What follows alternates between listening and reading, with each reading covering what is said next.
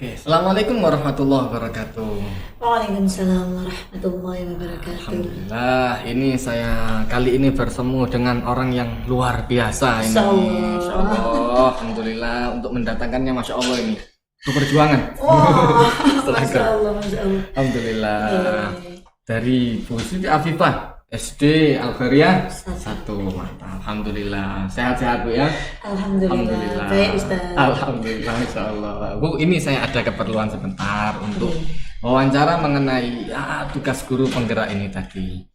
Nah, misal Bu, di sekolah jenengan ini selama ini ada nggak kemudian hal-hal bagaimana kemudian jenengan mengidentifikasi ada kasus yang merupakan dilema etika, juga kemudian ada permasalahan yang berkenaan dengan rujukan moral. Kira-kira ya apa? Ya, jadi yang namanya sekolah ya melibatkan di sana banyak guru, juga banyak siswa. Tentunya permasalahan itu pasti ada setiap saat ya. Ya, jadi selama ini permasalahan-permasalahan di sekolah itu lebih banyak di dilema etika ya. Jadi kita dihadapkan pada persoalan-persoalan yang sekiranya kita itu di sana itu kadang baper ya. Baper itu terbawa perasaan gitu. Kita agak sulit kadang-kadang untuk memutuskan, karena di satu sisi kita menghadapi wali murid, di satu sisi kita menghadapi anak, dan di satu sisi kita menghadapi teman guru seperti itu ya. Semuanya ini harusnya baik, punya tujuan masing-masing yang baik. Cuman ya itu harus kita putuskan. Di satu sisi kita harus mengedepankan disiplin, di satu sisi permintaan orang tua itu tidak selalu sejalan dengan kebijakan sekolah. Akhirnya terjadi benturan-benturan seperti itu.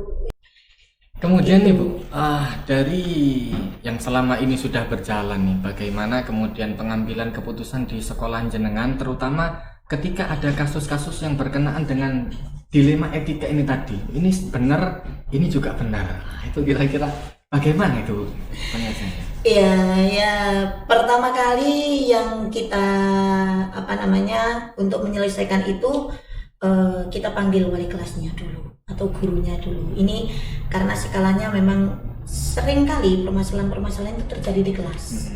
Otomatis yang namanya wali kelas itu kan ibu atau ayah dari anak-anak ketika di sekolah ya. Kita koordinasi dulu dengan walasnya, ini ada apa seperti itu. Biasanya wali kelas menjelaskan kronologinya. Kita tidak berhenti di situ, kita panggil anaknya, kita cross check, ada apa. Setelah itu baru kita dari permasalahan itu baru kita cross checkkan dengan gurunya. Setelah sudah jelas permasalahannya, baru kita putuskan. Nah, kalau permasalahannya itu memang foto, kita koordinasikan dengan orang tua, maka besoknya atau nanti ketika penjemputan gitu ya, kita undang wali murid untuk membicarakan masalah-masalah tersebut. Iya, untuk ngobrol bareng supaya apa? Ini antisipasi. Biasanya anak-anak itu cerita ke orang tuanya itu namanya juga anak-anak ya. Mereka itu menceritakan kadang ada kurang lebihnya supaya nanti tidak menimbulkan pertanyaan-pertanyaan yang jadi ya ini intinya itu kita koordinasikan dulu. Kita selesaikan sebisa mungkin dengan anak dan guru dulu, baru nanti kita koordinasikan dengan orang tua. Kita usahakan ketika kita koordinasi dengan orang tua itu suasana sudah baik-baik saja. Iya. Biar tak terjadi perbedaan persepsi. Iya. Nanti penjelasannya beda. Kemudian Bu, setelah prosedur-prosedur seperti itu tadi, nah kira-kira selama ini hal-hal yang dianggap efektif, yang paling cepat untuk menyelesaikan seperti itu dari sisi mana? Dari kita panggil orang tua apa melibatkan yayasan atau seperti apa? Oh iya. Jadi kita lihat dulu skala permasalahannya. Ya. Jadi misalnya anak ini hanya antar anak dan anak saja, itu biasanya kita cukup dengan wali kelasnya. Cukup ya intern saja. Iya. Jadi anak dengan anak kita pertemukan, tapi sebelumnya biasanya anak dipanggil dulu. Ini dipanggil, setelah itu kita cross check sama guru, biasanya itu selesai. Tapi kalau ada yang skalanya itu agak gedean gitu ya, misalnya kayak kapan hari itu kaca di kamar mandi, kaca besar itu ada sedikit ujungnya itu yang sempat dipatahkan anak-anak gara-gara dia bersandar seperti itu. Oh. Lah itu sudah melibatkan sarana infrastruktur Iya, sekolah. betul. Nah, dari sana anak kita tanya, wali kelas kita tanya, orang tua kita datangkan, akhirnya kita koordinasi bareng. Ini bagaimana seperti itu. Kalau memang untuk biaya penggantiannya itu hanya beberapa saja, biasanya langsung di backup sekolah. Tapi kalau butuh biaya yang besar, biasanya kita koordinasi dengan orang tua juga alhamdulillah selama ini proaktif yang sudah terjadi itu, sehingga nggak ada masalah. Intinya itu komunikasi aja sih, komunikasi yang baik. Nah, kemudian tantangannya kira-kira ketika mengambil keputusan yang berurusan dengan dilema etika yang hampir sama-sama benarnya ini tadi, kira-kira tantangan terbesar itu apa yang selama ini terjadi? Tantangan terbesar itu biasanya datang dari orang tua ya, kadang-kadang seperti ini. Yang namanya karakter orang itu beda-beda. Kadang-kadang dari sekolah ini sudah kita berusaha menjelaskan, kita sudah membackup terus, tapi kadang-kadang penerimaan, ya, kadang-kadang penerimaan itu mereka kurang menyadari, sehingga ini tanpa bermaksud menyalahkan, cuman ini dalam posisi untuk mencari jalan keluar. Kadang-kadang pemahaman mereka itu ada orang tua itu yang setelah dikasih info itu langsung mereka menyangkal dan tanpa berusaha untuk menggali lebih dalam. Tapi nanti setelah kita beritahu, setelah kita jelaskan lebih detailnya, kita berusaha untuk menenangkan dulu seperti ini gitu, baru oh ya sudah kalau seperti itu gitu. Jadi memang kebanyakan itu tantangan terberatnya itu memang dari anggapan orang tua yang seperti itu, persepsi mereka. Persepsi. Terus ada juga beberapa sih ya anak itu yang mungkin karena mereka itu agak takut mengakui gitu, tapi sebenarnya dari kita itu care saja ya. Ketika kamu berbuat salah jangan takut. Kalau malah misalnya kayak menutupi permasalahan, malah nanti dimarahin. Iya. Kalau jujur nanti kan ibu ini ditanya enak, kalau sama yang jujur nggak apa-apa, nggak dimarahin, nanti malah diarahkan bagaimana yang baik seperti itu. Tapi kadang ada beberapa anak itu yang berusaha menyangkal, melindungi dirinya, dan sebenarnya nggak salah mereka, karena itu proses dari mereka membela diri. Betul. Dan itu tantangannya ada di sana memang ya. Persepsi dari anak dan dari orang tua itu. Kemudian untuk menyelesaikan itu ada jadwal tertentu atau memang harus secepatnya atau ada seminggu sparing waktu, itu kira-kira seperti apa? Kembali lagi ke skala permasalahan ya. Kalau permasalahannya itu masih bisa diselesaikan dalam satu forum tersebut sampai anak itu pulang sekolah, biasanya langsung kita selesaikan dengan koordinasi antara walas, orang tua dan murid, selesai saat itu. Tapi kalau permasalahannya itu misalnya yang seperti tadi saya ungkap, pakai melibatkan perusakan sarana ya, tapi itu saya yakin anak-anak itu nggak sengaja, cuman ya pas kejadian anak-anak kadang main bola yang kecil gitu di dalam di dalam ruangan, padahal di ruangan kita sudah difasilitasi ya kayak smart TV gini, bolanya mantul ke layarnya retak lah, otomatis itu skalanya sudah agak besaran, otomatis nggak bisa diselesaikan hari itu. Butuh waktu, kita butuh konsultasi juga dengan Sarpras yayasan, ini bagaimana gitu untuk perbaikannya, kira-kira kalau perbaikan seperti ini butuh berapa biaya, sedangkan biaya ini apa bisa ditanggung oleh sekolah saja atau sama berbagi dengan orang tua gitu. Cuman orang tua tetap kita lapori sebagai bentuk pertanggungjawaban dari anaknya tersebut. Jadi nggak selalu berarti nggak selalu selesai langsung saat lihat skalanya, karena prosesnya juga berbeda-beda pasti. Nah ini sekarang kira-kira Bu, ada nggak seseorang atau faktor-faktor yang selama ini dianggap bisa mempermudah untuk kemudian penyelesaian masalah yang ketika itu urusannya dengan dilema etika atau bujukan moral ini tadi? Ya biasanya kalau kita menghadapi persoalan-persoalan yang yang apa ya agak pelik seperti itu ya. Kita biasanya langsung, kalau saya sendiri memutuskan, kalau ringan gitu langsung saya putuskan. Kalau memang skalanya agak besar biasanya saya minta pertimbangan direksi. Ya.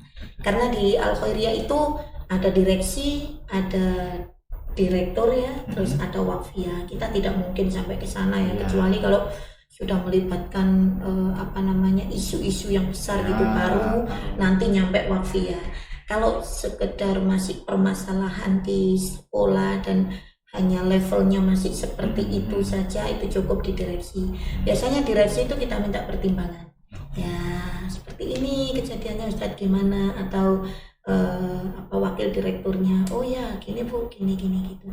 Jadi selama ini pihak yang punya kontributor besar untuk penyelesaian masalah selain di ranah kepala sekolah itu ada dewan direksi.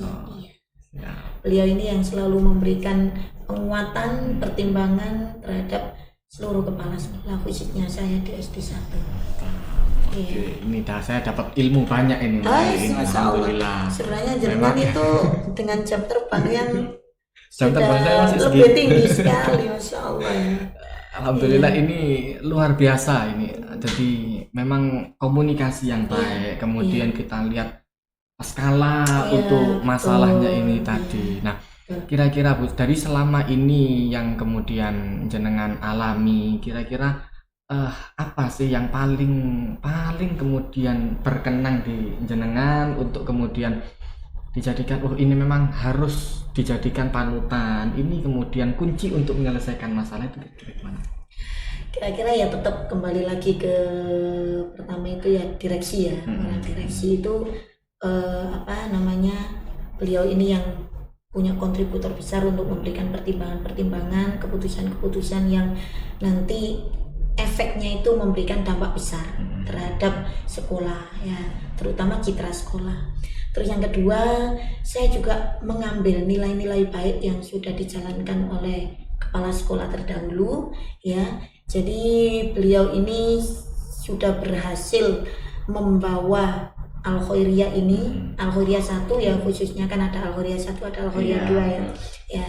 Jadi beliau yang pendahulu saya ini sudah berhasil membawa SD Al Khairiyah 1 ini sampai Al Khairiyah 1 bisa seperti ini. Jadi banyak sekali hal-hal baik yang bisa kami ambil dari beliau, terutama dalam memutuskan suatu permasalahan. Beliau ini terkenal dengan santai tapi mengena, seperti itu. Jadi dari sana saya belajar, oh ya ternyata kita tidak bisa menyelesaikan masalah terus dengan nada-nada yang tinggi, yang selalu serius dan gini. Bila perlu ya, selama ini banyak sekali permasalahan yang bisa kita selesaikan dengan cara duduk santai, komunikasi yang baik, yang tenang ya. Biasanya ada wali murid itu yang buka pintu kantong langsung dengan nada yang tinggi, marah-marah gitu. Ya, kita berusaha untuk tidak terpancing dengan kondisi seperti itu. Kita tetap tenang ya, kita ajak komunikasi yang akrab seperti itu. Ternyata dari pendahulu kita ya, dari kepala sekolah yang terdahulu itu nilai moral yang sangat bermanfaat ya, terutama dengan melihat karakter dari wali murid kita ya. Kita guru, kepala sekolah itu paling tidak hal pertama yang kita petakan itu adalah bagaimana sih karakteristik wali murid kita, karakteristik anak-anak kita. Apalagi Al Khairiyah Bahres itu juga sekolah dengan beberapa suku ya, beberapa karakter suku ya, campuran ya. Ada Jawa, terus Arab, Madura, terus beberapa di itu ya, ada dari daerah-daerah lain. Iya, dari daerah-daerah lain, meskipun komposisinya sedikit, tapi kan paling tidak dengan suku yang berbeda itu paling tidak berefek untuk karakter mereka. Membentukan. Iya, terutama kebiasaan mereka di rumah. Seperti itu. Jadi the power of communication itu itu yang memang harus diterapkan ya, benar-benar. benar-benar diterapkan seperti itu. Terima kasih banyak Bu, ini saya ngerepoti nih cerita. Oh enggak, saya belajar pagi ini dengan jenengan. Alhamdulillah, Insya Allah. Mudah-mudahan kita ketemu lagi di waktu-waktu selanjutnya Insya Allah, untuk insya momen-momen Allah. yang lebih baik. Ya, Mudah-mudahan insya Allah. sama-sama berkembang terus maju ke depan, Insya Allah. Iya, insya Allah. Saya Ahmad Baharis, calon guru penggerak angkatan 6. Terima kasih banyak. Assalamualaikum warahmatullahi wabarakatuh. Waalaikumsalam warahmatullahi wabarakatuh. Assalamualaikum warahmatullahi wabarakatuh. Alhamdulillah, kita bertemu lagi dalam acara wawancara ini. Kali ini saya bersama dengan Bu Ambarsari. Baik Bu.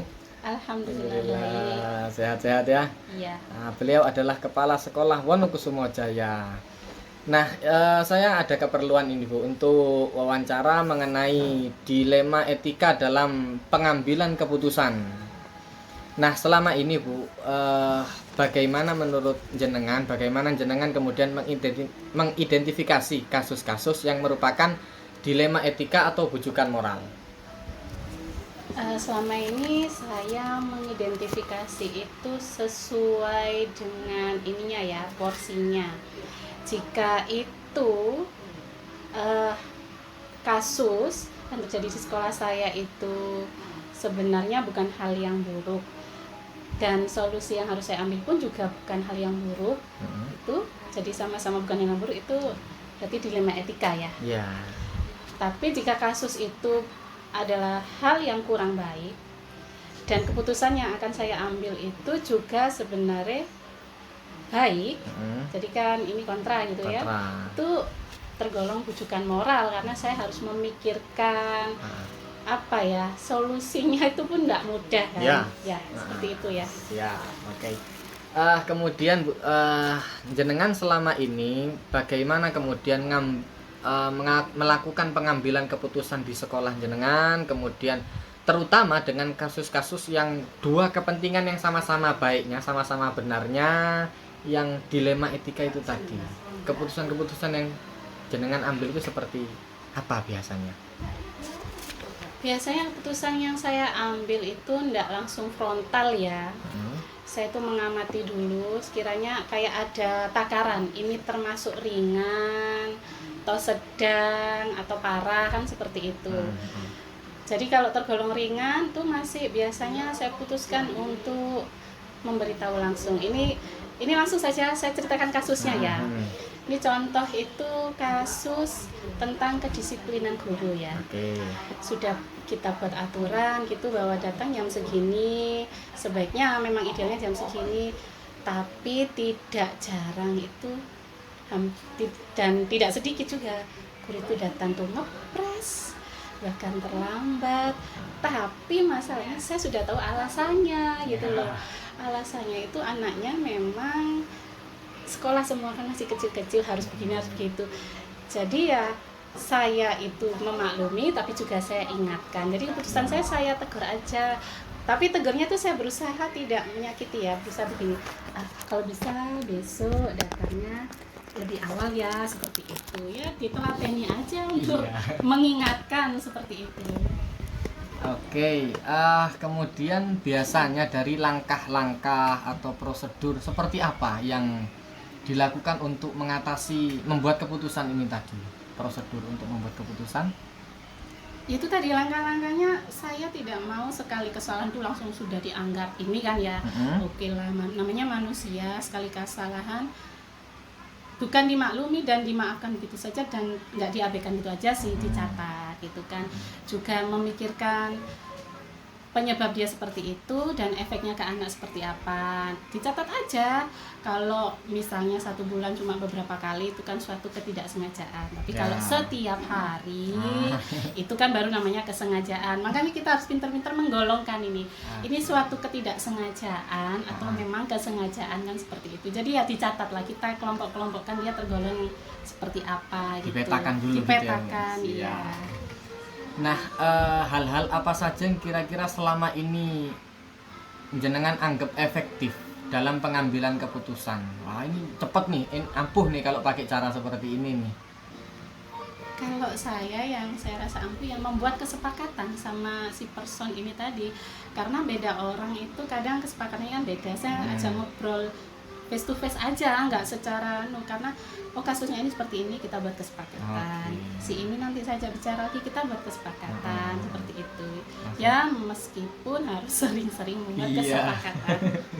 Betul.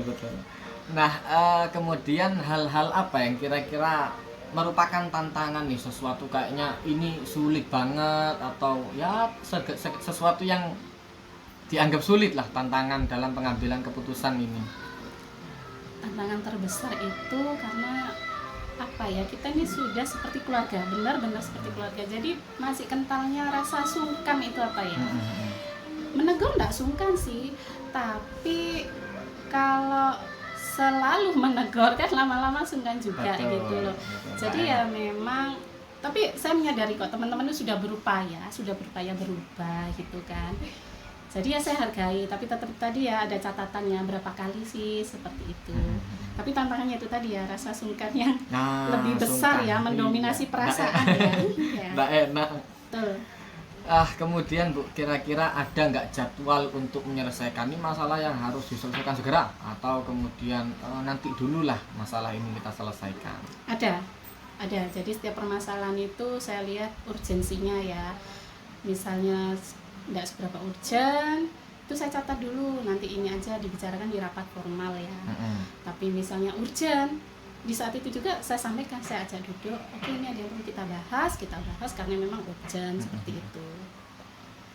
Oke, mantap.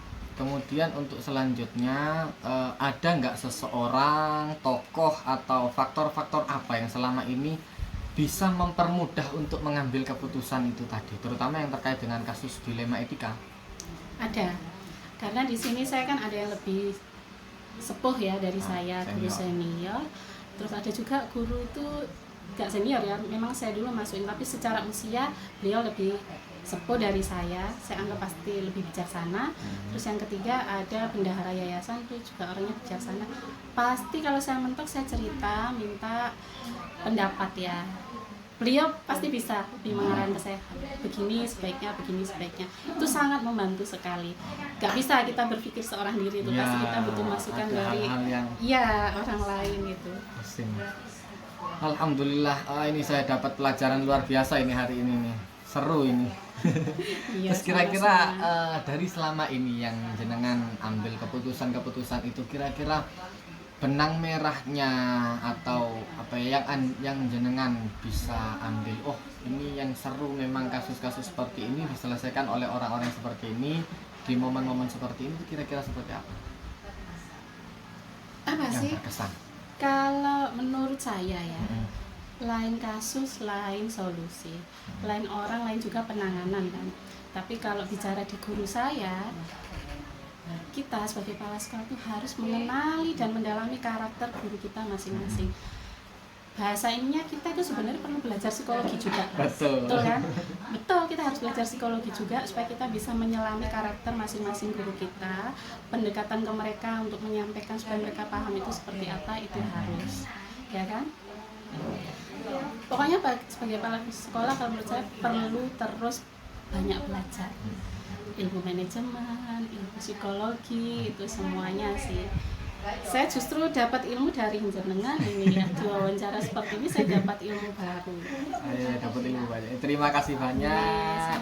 Saya dikasih kesempatan yang luar biasa ini, bisa konsultasi. Wawancara. Ya, sama-sama. Berbagi, sharing. Tuh. Alhamdulillah. Terima kasih banyak. Saya Ahmad Bahris, calon guru penggerak angkatan 6 bersama Bu Ambar Sari dari Kepala Sekolah Wonokusumo Jaya. Terima kasih banyak. Assalamualaikum warahmatullahi wabarakatuh.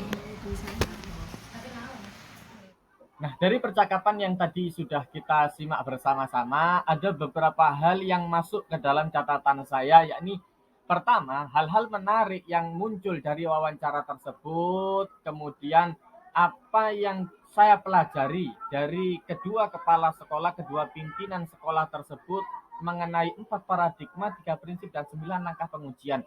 Sebenarnya menurut saya dari kedua kepala sekolah tersebut yang sudah saya wawancarai, beliau berdua itu sudah kemudian melaksanakan 4 paradigma, beliau juga sudah memahami 3 prinsip dan 9 langkah pengujian pengambilan keputusan yang baik.